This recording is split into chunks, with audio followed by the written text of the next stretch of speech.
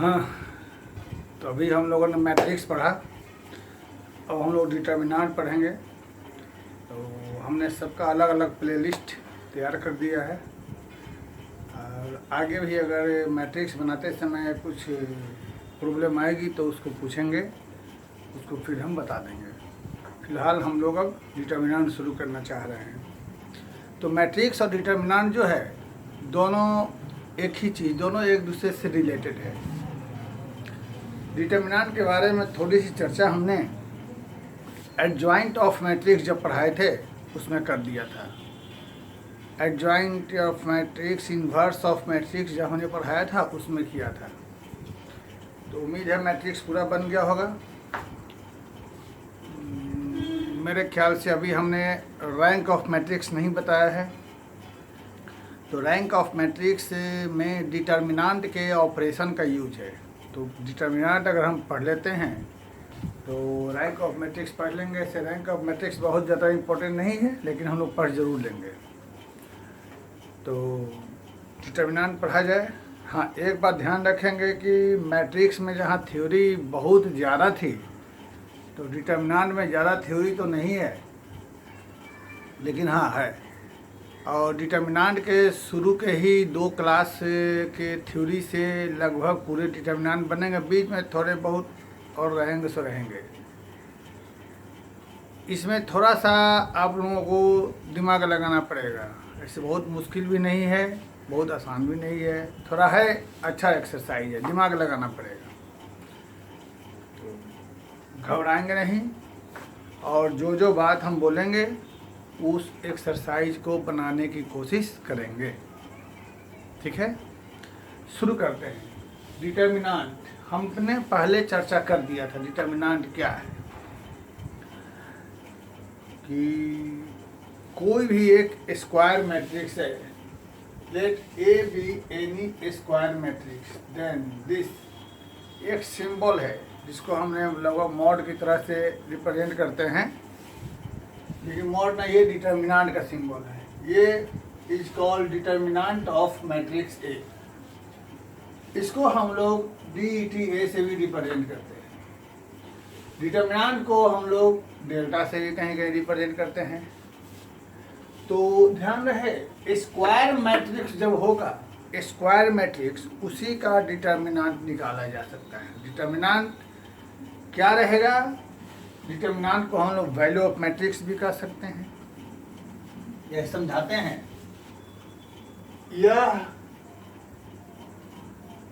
एक मैट्रिक्स है।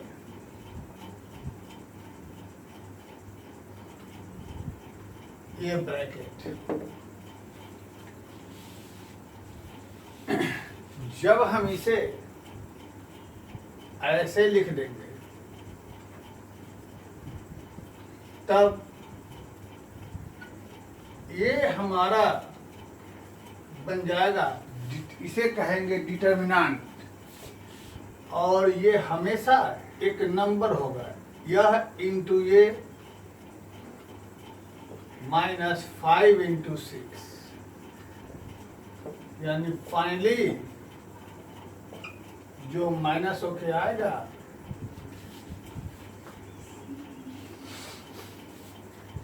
तो डिटर्मिनेंट किसी भी मैट्रिक्स का हमेशा एक नंबर होगा। Determinant is a number. Matrix just arrangement है। मैट्रिक्स का कोई वैल्यू नहीं होगा। मैट्रिक्स क्या है? Arrangement of numbers in the form of horizontal and vertical line. हमने पहले बता दिया है, वो कहलाएगा मैट्रिक्स। मैट्रिक्स सिर्फ एक नंबर्स का अरेंजमेंट है। डिटर्मिनेंट मैट्रिक्स का वैल्यू कहलाएगा। डिटर्मिनेंट इसी मैट्रिक्स का वैल्यू एक नंबर में आएगा। मैट्रिक्स जो मैट्रिक्स स्क्वायर नहीं है उसका डिटर्मिनेंट नहीं होगा। जैसे ये एक मैट्रिक्स है, हम इसका डिटर्मिनेंट नहीं निकाल सकते। पहले ही लिखा हुआ है स्क्वायर मैट्रिक्स। तो डिटर्मिनेंट हमेशा स्क्वायर मैट्रिक्स का ही होगा, चाहे वह एक ऑर्डर का हो या दो ऑर्डर का हो या तीन या चार। तो तुम्हारे लिए अभी तीन ऑर्डर तक ही है, इसमें कोई प्रॉब्लम नहीं। ये कोई स्क्वायर मैट्रिक्स है तो ये कहलाएगा डिटर्मिनेंट ऑफ मैट्रिक्स, और इसे क्या वैल्यू ऑफ मैट्रिक्स भी कह सकते हैं। इसे डिनोट करते हैं DTA से, और इसे ऐसे भी रिप्रेजेंट करते हैं। डिटर्मिनेंट एक नंबर होता है, मैट्रिक्स अरेंजमेंट होता है, जो स्क्वायर नहीं है मैट्रिक्स वह इसका डिटर्मिनेंट नहीं होगा। अब आगे हम लोग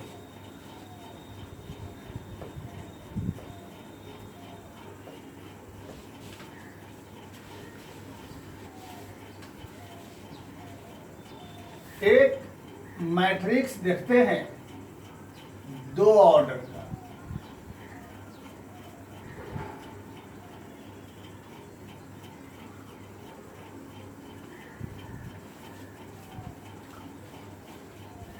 इसके ऑर्डर को हम लोग 2 लिखेंगे। ऐसे कायदे से तो लिखना चाहिए 2 into 2। उसकी ज़रूरत यहाँ नहीं है, क्योंकि यह हमेशा स्क्वायर में रहेगा, यानी रो और कॉलम इसमें बराबर रहेगा। इसलिए 2 into 2 की जरूरत नहीं, इसलिए लिख देंगे ऑर्डर 2। और जब इसे ही हम लोग ऐसे लिखेंगे,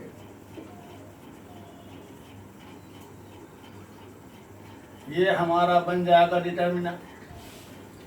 इसकी एक वैल्यू होती है, वह क्या होती है जो मालूम है हमें, A into D minus B into C। ये हो गया इस मैट्रिक्स का डिटर्मिनेंट। इस रूप में रहेगा तो ये हो जाएगा ऑर्डर 2। जब हम लोग इसी में एक थर्ड ऑर्डर में आते हैं,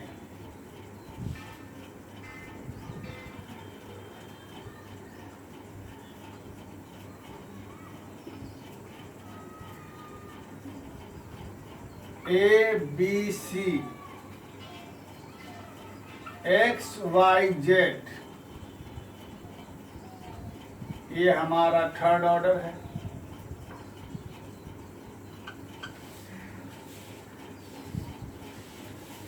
इसकी वैल्यू निकालनी है। हमें मालूम है प्लस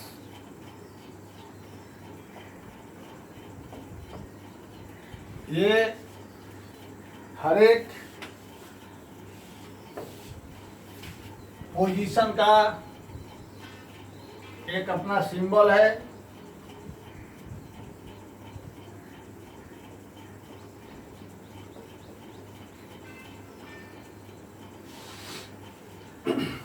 अब इसकी वैल्यू निकालने के लिए हम लोग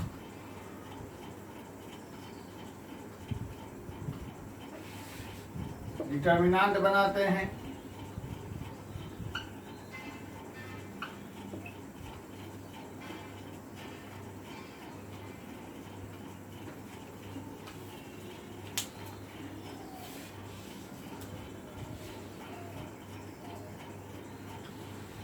अब इसका वैल्यू कैसे निकलेगा पहले बता चुके हैं, फिर से एक बार रिपीट कर देते हैं।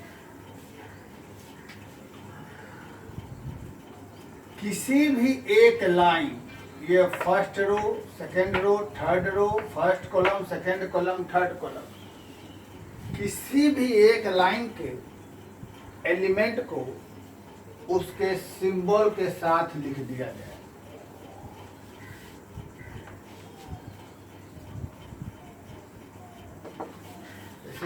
पहले रो के एलिमेंट को उसके सिंबल के साथ लिख दिया जाए।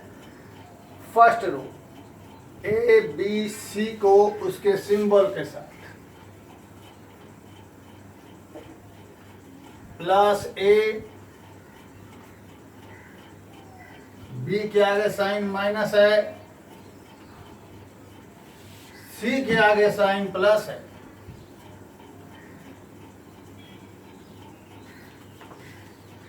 पहले रो के एलिमेंट को सिंबल के साथ, अब जैसा हमने पहले बताया था, ए के आगे ए के रो और कॉलम को एलिमिनेट कर दिया जाए, यानी ए के रो और कॉलम को छोड़ दीजिए, जो बच रहा है उसे यहां लिख दिया जाए।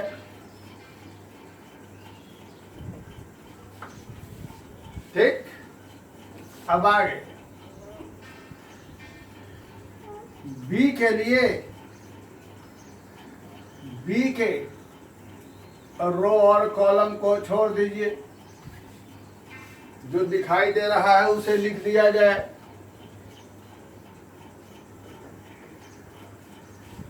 और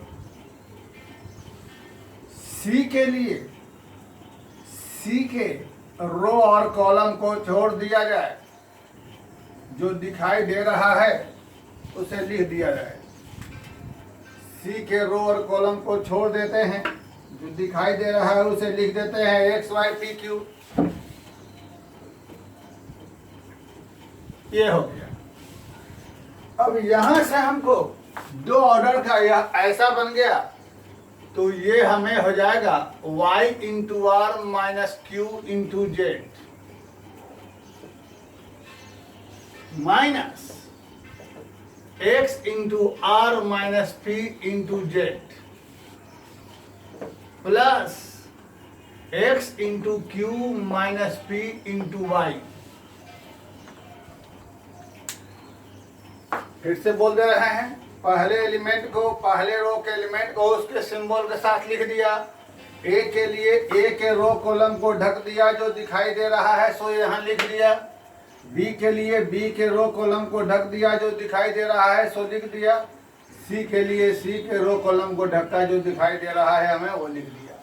अब ये बच गया हमारा दो ऑर्डर वाला। तो दो ऑर्डर वाले का वैल्यू कैसे निकालते हैं, आप देख रखे हैं। This into this minus this into this this minus ये हो गया।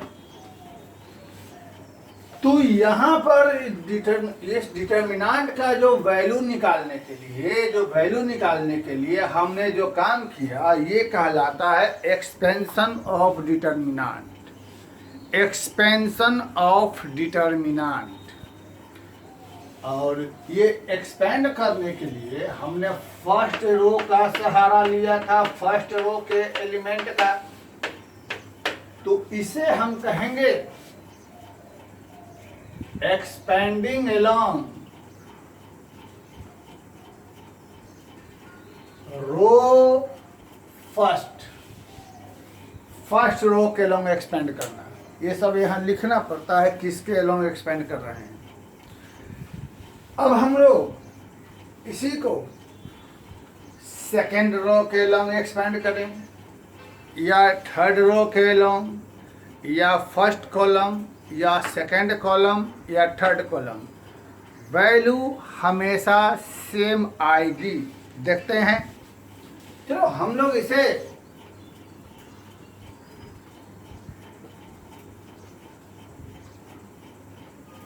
एक्सपेंडिंग along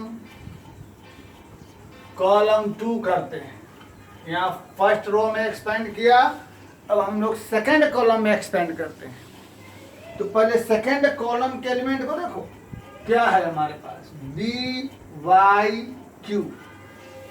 अब बी वाई क्यू का यहाँ से सिंबल देखा जाए, लिखा जाए यहाँ बी वाई क्यू का है माइनस प्लस माइनस, तो बी के आगे लगा दिया जाए माइनस। ठीक, ओके। वाई के आगे प्लस, राइट, और क्यू के आगे माइनस।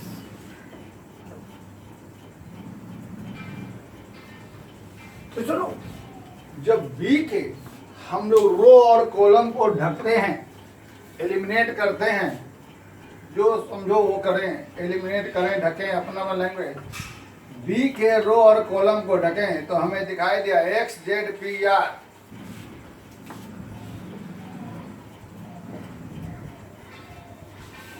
बी के रो कॉलम को ढका।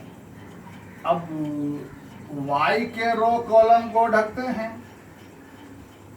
क्या दिखाई दे रहा है देख लिया जाए। ACPR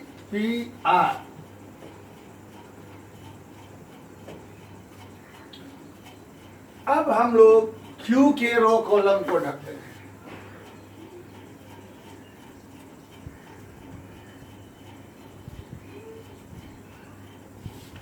Q के रो कॉलम को ढकते हैं तो हमें बचेगा ACXZ।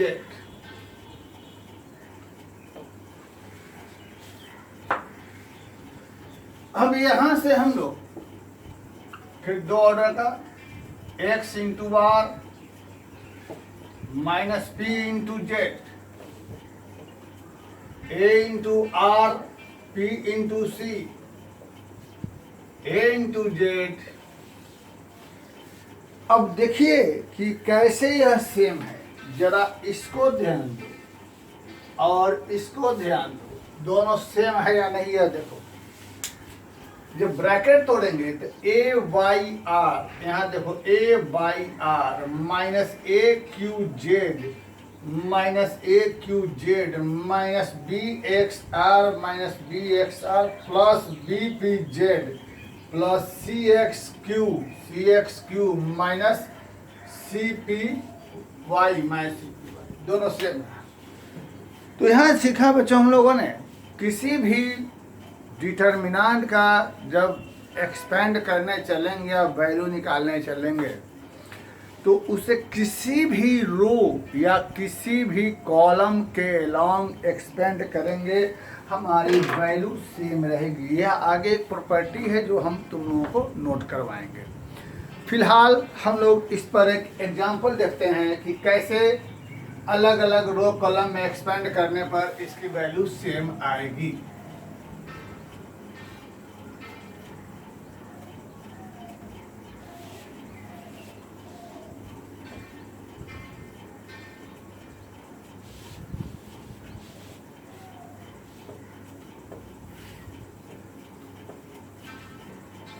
देखो जैसे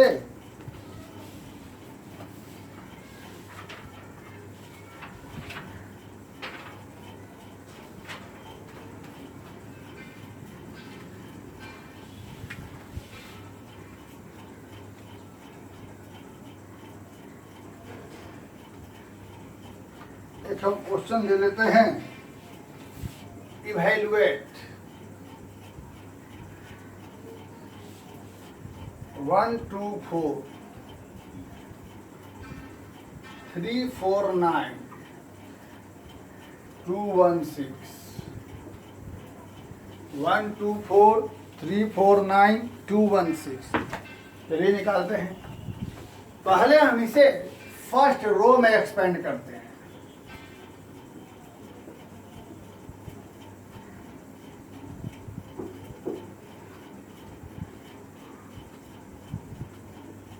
रो 1, तो पहले रो के एलिमेंट को उसके सिंबल के साथ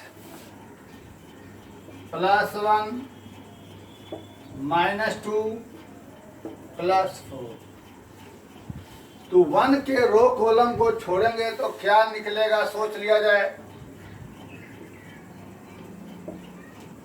2 के रो कॉलम को एलिमिनेट करेंगे तो क्या निकलेगा, ढक दिया जाए 3 9 2 6, और 4 के रो कॉलम को एलिमिनेट करेंगे तो इस 4 को क्या बचेगा 3 4 2 1, इसको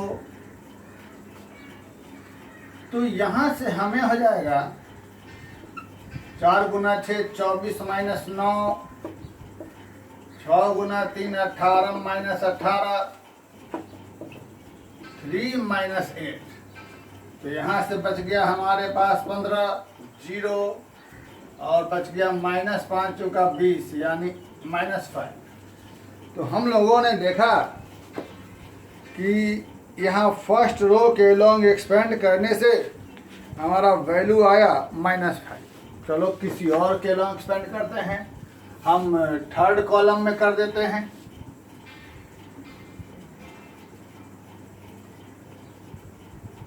एक्सपेंडिंग अलोंग कॉलम 3, तो कॉलम 3 के एलिमेंट को उसके सिंबल के साथ 4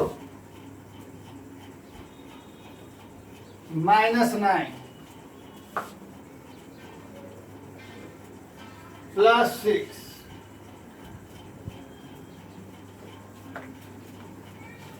4 थर्ड कॉलम में 4 9 6 उसके सिंबल के साथ +4 -9 प्लस, इसके रो कॉलम को छोड़ेंगे तो 3 4 2 1,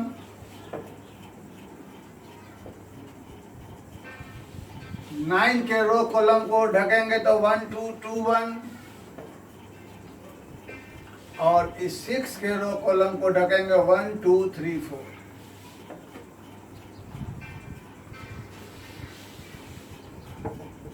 तो यहाँ से 3 गुना 3 -4 दूना 8, 1 -4 और यहाँ 4 -6, तो यहाँ हो जाएगा -5 -3, यहाँ हो जाएगा -20 +27 -12, देखिए क्या आएगा -20 +27। यानी बच्चों किसी भी डिटर्मिनेंट को जब एक्सपेंड करने की बात आएगी तो हम उसे किसी भी रो या किसी भी कॉलम के लॉन्ग एक्सपेंड करेंगे, हमें उसकी वैल्यू में कोई फ़र्क नहीं पड़ेगा, वैल्यू हमेशा सेम आएगी। ये हम लोगों ने सीख लिया। चलिए अभी और बहुत कुछ है, अभी इतना पर काम नहीं चलेगा। अब हम लोग एक टर्म यूज होता है माइनर कोफैक्टर, इसकी चर्चा हम लोगों ने पहले कर लिया था, उसके फिर से एक बार देख लिया जाए। ये सिंबल को यहाँ रखते हैं,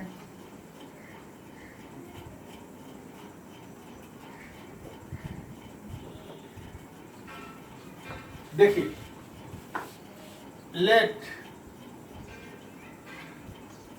ए B any square matrix and Aij, तो इसको ऐसे लिखिए, let Aij is element of a square matrix A, then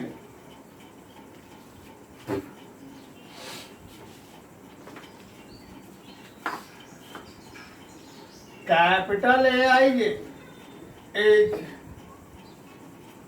चाहे वो लिख दो Mij is minor of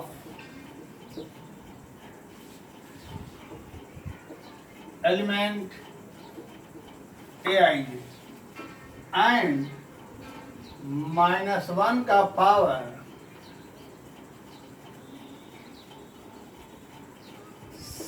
Cij is equal to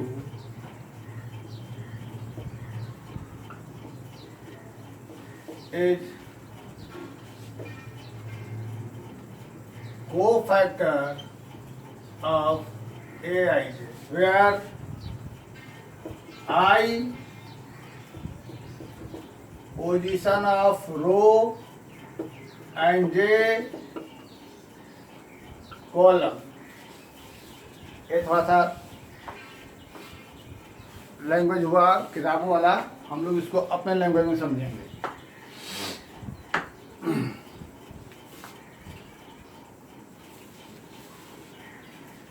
सबसे पहले एक मैट्रिक्स लिया, इसका एलिमेंट हम लोग यह जानते हैं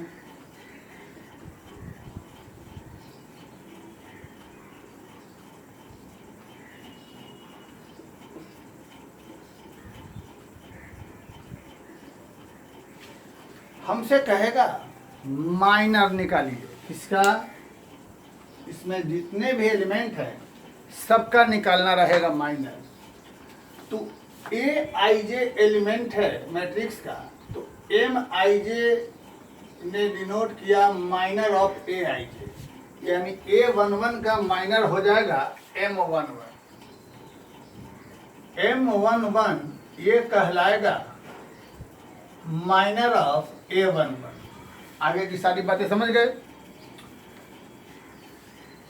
ये क्या है, पहले भी चर्चा हो चुका है, हमने कर दिया है एडजॉइंट वाले में, फिर बोल दे रहे हैं। A11 का माइनर निकालने के लिए A11 के रो और कॉलम को एलिमिनेट कर दो, जो बचा सो लिख दिया जाए। A22, A23, A32, A33, ये रहा हमारा माइनर ऑफ A11। अब वैसे ही हम निकालेंगे M12 minor of 12, minor of, तो इसके रो कॉलम को एलिमिनेट करें, जो बचा सो लिख दिया जाए। A21, A23,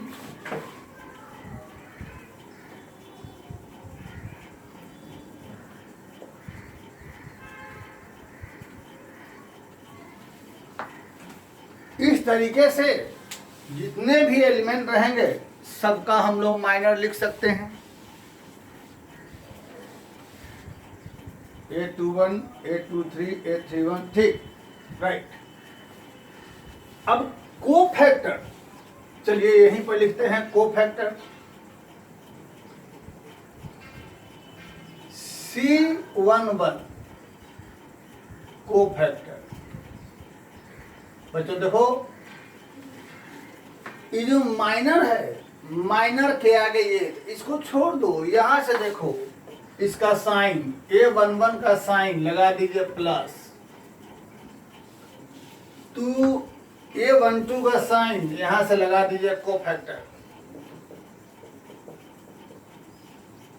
minus. तो ये क्या चीज है, ये वही चीज है। यहाँ पर जब -1 का पावर I प्लस जे, आई जे, तो इसका I1 रहा, J1 रहा, तो क्या हो जाएगा 1 + 1 प्लस। फिर यहाँ के लिए -1 का पावर I J, तो I का मान 1, J का मान 2, क्या रहा 3, -3, वही चीज यहाँ सबका साइन है। तो ये जब आएगी चर्चा कहीं तो उसको अब देख लेंगे, या बाकी साइन हमारा ये रहेगा, हमेशा इसको याद रखेंगे।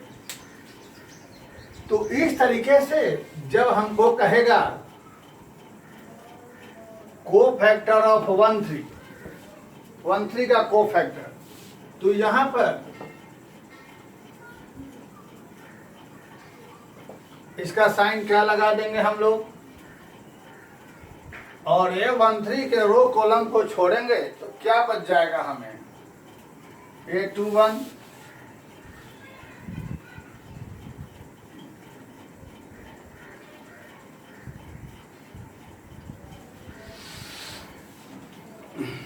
क्या है। अभी हमने जितने भी एलिमेंट थे सबका माइनर दिखाया, ये समझ गए आप लोग। कोई मैट्रिक्स ए रहेगा, उसका एलिमेंट रहेगा A मतलब A11, A12, A13, A21, A22, ये सब रहा। MIJ जो है माइनर है किसका, AIJ का। माइनर क्या है सो बता दिया। और CIJ जो है वो कोफैक्टर कहलाएगा, तो माइनर के आगे साइन, साइन के लिए कैसे हुआ सो बताइए। इसको ध्यान दो या इसको दे दो। यहाँ पर प्लस रहेगा, क्यों प्लस रहेगा, क्योंकि यहाँ I का मान 1 और J का मान 1, 1 + 1 2, यहाँ के आगे माइनस रहेगा। इस जगह क्यों माइनस रहेगा, क्योंकि 1 और 2 3 हो जाएगा। उसी तरीके से बाकी सारा रहेगा। अब जरा एक बात पर ध्यान दो, जरा सा ये हमने जो निकाला है इसका डिटर्मिनेंट निकालते हैं। पहले तो निकालना सिखा दिए हैं, फिर से देखो। ये जो तीनों कोफैक्टर निकला, कहाँ का कोफैक्टर निकला, हमारे फर्स्ट रो का कोफैक्टर, यानी A11 का कोफैक्टर C11, A12 का कोफैक्टर C12, A13 का कोफैक्टर C13, मतलब A11 × C11 A12 into C12, A13 into C13।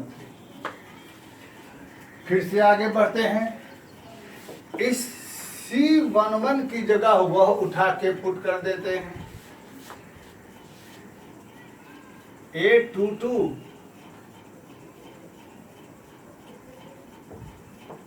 Plus A12, C12 का आगे ये वाला वैल्यू तो यहाँ माइनस लगा देते हैं,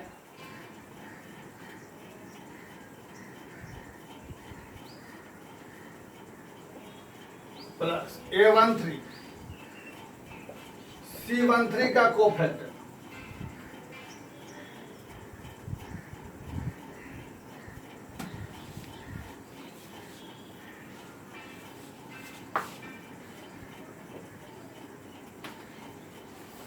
अब ये जो दो वाला था डिटरमिनेंट, इसे हम कैसे लिख सकते हैं, यह इंटू यह माइनस,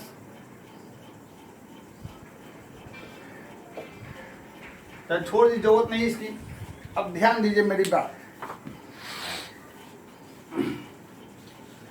जब इसका हम वैल्यू निकालने चलेंगे यानी एक्सपेंड करेंगे तो क्या होगा, फर्स्ट रो में A11 इंटू ये इंटू यह माइनस यह इंटू यह,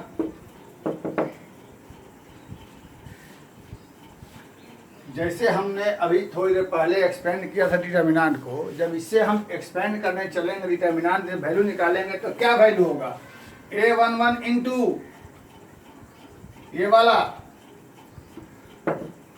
माइनस A12 इंटू, देख रहे हैं, प्लस A13 इंटू, तो समझ में आई बात। यानी ये एक महत्वपूर्ण चीज है, इसे ध्यान देंगे। अगर यह कोई मैट्रिक्स है